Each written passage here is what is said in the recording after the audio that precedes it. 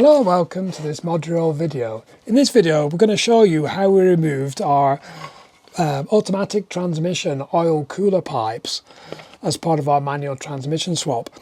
So we're swapping from this 5 HP24 ZF unit to another ZF unit, the S653 manual 6-speed gearbox.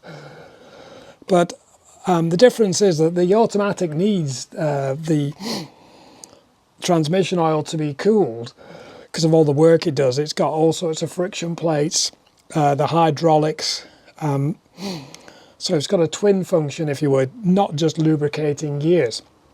Whereas the manual gearbox is just purely the lubricating the synchro and the gears themselves, so it doesn't get that hot. I've done a bit of a slide here utilising SNG Barrett's website picture. I hope they don't mind, a little advertisement for them. So the transmission oil cooler pipes do have different variants, and I thought that was quite surprising. There isn't just the three different gearboxes, there's also subtypes based on whether the connections to the gearbox are male and female or 20 or 18 mil diameter. We'll also show you, once we remove this, how we tidy up what's left. Anyway, let's show you how we remove them. Okay, the gearbox is off. I've got these oil pipes now, which I don't need for the manual gearbox. And they're attached up here to this bracket, which then in turn is attached to this Aircon pipe. So if I cut these off, I actually leave the air pipe loose, the Aircon pipe loose, but I can't see any way of doing it.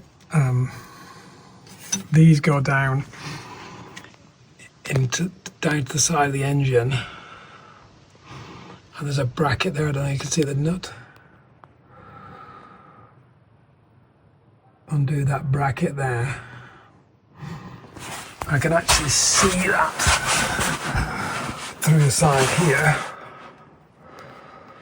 Sorry, I can actually see that behind the pipe here, that's the bracket there, so I can get in to get that nut off.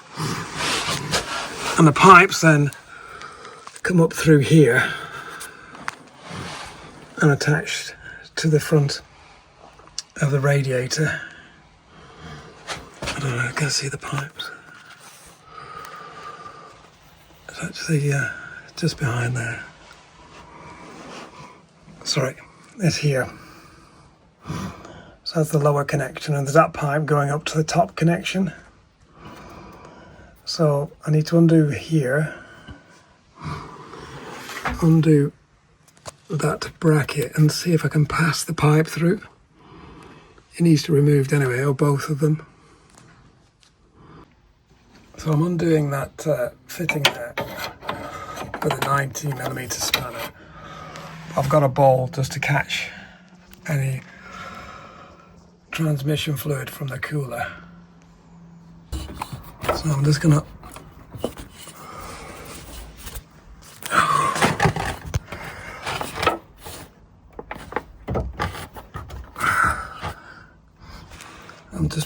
I'm just trying to pull this pipe out now. It's partially out. Maybe have to undo the bracketry to give it a bit more space to come out. Okay, so I'm just going to try and undo the bracket. These two pipes are being held on there. That's an 8mm socket.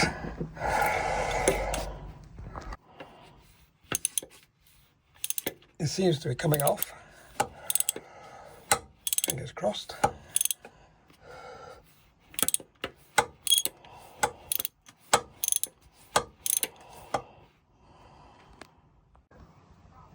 I don't know if you can see that. The bracket's off, the pipes are loose now. Try to show it. There, got the brackets off. See if we can tease these pipes out now. I don't know if you can see it, but I'm just flicking the actual bracket off the pipes with a screwdriver. There. Yeah, it's just got that off. So the bracket's off, so the pipes are now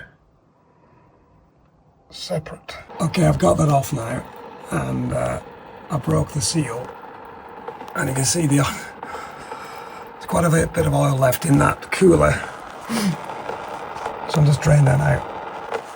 I think there's approximately a litre, if I remember rightly. So I'll give that a minute to drain before I try and take the remaining pipes out.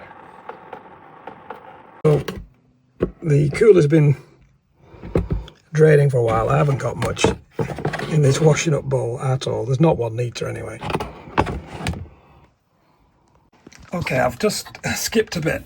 I've removed it out of the bottom pipe I've took off, and I've pulled it through via this flexible bit underneath the cross member now. So hopefully I'll be able to tease this out one way or the other without damaging it. That's the plan anyway. What I need to do now is this top bracket is actually clipped onto this pipe, which I've partially undone at the front. So I'm going to unclip this, just push it out of here, and see if I can't remove the left-hand side pipe in one piece. Okay, so to get that pipe out of the clip, I've basically levered like that off the bracket and using the pipe. And this pipe now is loose. So hopefully we can pull that out. Okay, it's taken a bit of jiggery pokery, but this pipe, believe it or not, has come out whole without removing any of the cutting. It is completely intact. That's the bottom feed transmission cooler pipe, obviously without O-rings. So I've done that without damaging it. I'm going to see now if I can do the same with the top pipe or the right hand side. So I'm going to have to separate the aircon pipe from the other pipe here. I'm going to flick this off hopefully. Okay, so with a screwdriver I've just teased that bracket off. Just tease it off this pipe, and the pipe's now fallen down. So hopefully we can tease that out of there the same way as we did the other one. The other pipe for the transmission cooler attaches here to the radiator. So I've just undone it with a 19 and just take that all the way out. So I've undone the nuts and just pull the pipe out. There you go. That's the top cooler. I'll try and plug this hole. In order to try and make it a bit easier getting that pipe out, I've pushed it as far down into the hole as I can. And hopefully the flexi will be able to grab and pull that out now. Okay, I've been able to pull that pipe from the top right down to the bottom. I have had a lot of oil come out of it, which caught me. But now, hopefully, I can pull that through the gap as we did the other one. I'm absolutely amazed I've been able to do this. But we've just removed the other oil cooler pipe completely in one piece. Don't like to waste rare Jaguar parts. I know I saw these advertised on eBay for £170 a pair, so I didn't want to destroy these.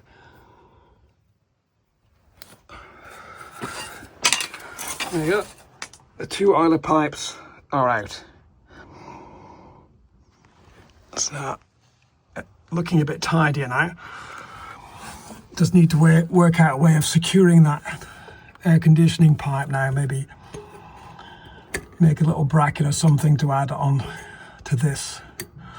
Pop rivet onto that, onto the flange here. I'm sure you can work something out.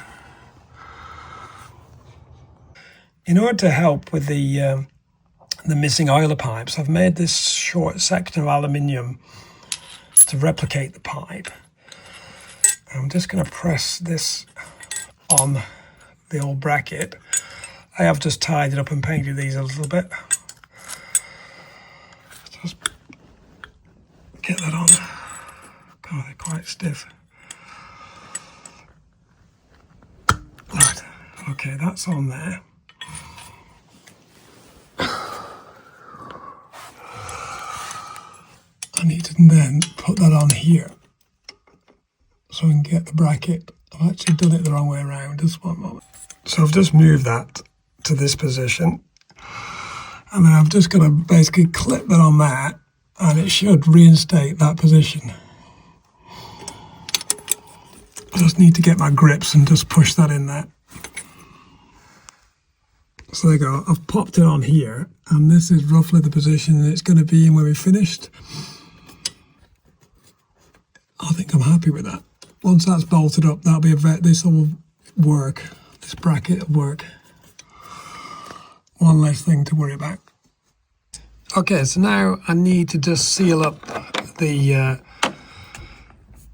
exposed holes on the cooler. I'm not going to remove the cooler because it's part of the radiator. So I've been able to find these Sump plugs with the integral seal. I'm hoping these will work. These are M18 by 1.5 pitch Sump plugs. It should just screw in there just 1 second.